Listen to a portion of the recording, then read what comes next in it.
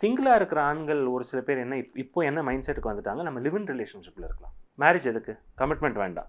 லிவ்னா ஒரு வருஷத்துக்கு ஒரு பொண்ணை வந்து நம்ம மாற்றிட்டு போயிட்டே இருக்கலாம். ஆனால் நம்மளுக்கு வந்து monetary damage, legal damage, emotional damage பெருசாக இருக்காது.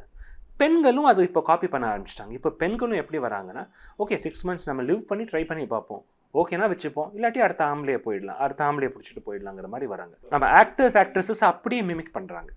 அந்த ஹை லெவல் இப்போ ஒரு சில கண்ணியமாக இருக்கிற ஆக்ட்ரஸஸும் இருப்பாங்க.